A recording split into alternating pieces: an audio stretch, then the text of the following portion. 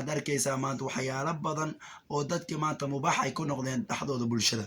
waxay tahay heesihii waxay noqdeen wax maanta oo mubaax ah oonba la alinin oonba allah subxaanahu watacaala rasuulkiisa wuxuu diiday. waxay samaynaysaa statuska meesha la yiraahdo bay isu saaraysaa ayadoo isluxayso. dadkii dhan ayaa daawanaya, dadkii dhan ayay wada dambaajisay, ayadiina way dambaawday.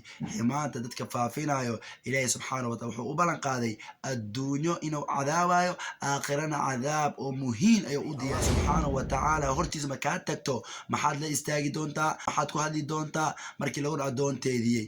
addoonkeygiyow soo ma ahayn adiga midka oo faafiya sharta? ma ahayno midka oo kheyrka dadka mar walba oo ka dheer ma ahayno? maalintaas maxaad ku hadli doontaa? alhamdulillahi wakafaa wasalaatu wasalaamu calaa man laa nabiya bacdah wabacd. alxamdulilah, allah subxaanahu watacaala ayaa maxad iska leh.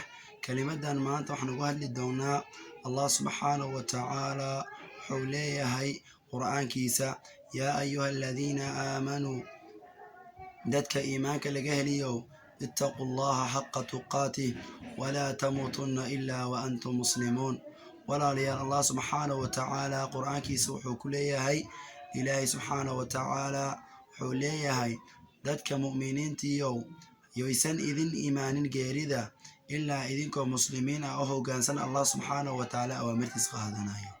maanta ciwaankan ka hadli rabno wuxuu yahay dadka allah subxaanahu watacaala qur'aankiisa uu ku leeyahay, in aladiina yuxibuuna an tashiica alfaaxishatu fi aladiina aamanuu lahum cadaabun aliimu fi dunya waalaakhira wallahu yaclamu wa antum laa taclamuun.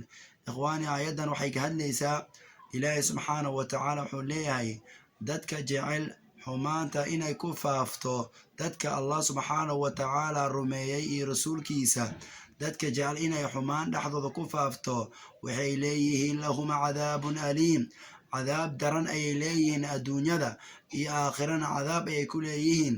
welib waxaa u sugnaatay cadaab oo duleynaysa ayuu leeyahay. ikhwaani, waxaa loo baahan yahay xumaanta in la reebo oo la celiya ayaa loo baahan yahay. maanta waxaan ku sugannahay gafla zaa'id ah, gafla oo dhib badan ayaan ku jirnaa. social mediaga markaan khaasatan ugu hadlo wuxuu leeyahay khayraad badan wuu leeyahay, laakiin khayrkiis waxaa ka badan dembigiisa ayaa ka badan. waxaad arkaysaa maanta waxyaalo badan oo dadka maanta mubaax ay ku noqdeen dhexdooda bulshada. waxay tahay heesihii waxay noqdeen wax maanta oo mubaax ah oonba la alinin oonba allah subxaanahu watacaala rasuulkiisa wuxuu diiday isan ahayn. ilahi subxana wataala rasul marka uga hadlaya muxuu dhahay, ومن الناس من يشتري لهو الحديث ليضل عن سبيل الله بغير علم. dadka waxay soo iibsanayaan wax oo sidii ay ugu dhumi lahaayeen ama ay ugu lumi lahaayeen jidka allah subxaanahu watacaala. heestihii maanta waxay noqdeen wax iska caadi ah ayay noqdeen. qof walba, gawar walba waxay samaynaysaa statuska meesha la yiraahdo bay isu saaraysaa ayadoo isluxayso. haddana dadkii dhan ayaa daawanaya, dadkii dhan ayay wada dambaajisay, ayadiina way dambaawday. maanta dadka faafinayo ilaahay subxaanahu wataala wuxuu u ballan qaaday adduunyo inuu cadaabayo, aakhirana cadaab oo muhiin ayuu u diyaariyay. war ikhwaani, saas ma ahan. adduunyada waa laga tagayaa. maanta beri allah subxaanahu watacaala hortiisa markaad tagto maxaad la istaagi doontaa? maxaad ku hadli doontaa markii lagu addoonteediyey? addoonkeygiyow soo ma ahayn adiga midka oo faafiya sharta? ma ahayno midka oo kheyrka dadka mar walba oo ka dheer ma ahayno? maalintaas maxaad ku hadli doontaa?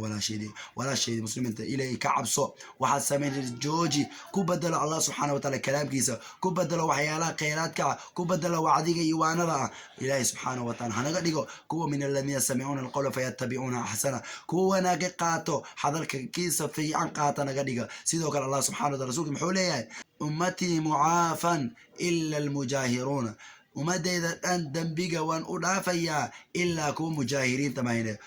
yaaway kuwaas kuwa oo allah subxaanahu watacaala dembiga la jahraayo oo dadka muslimiinta dhexdooda ku dhex samaynayo aan isqarinaynin kuwaas ilaahi subxana wataala ma afinayo dhahay. walaalayaal aan ka baqno allah subxaana watacaala.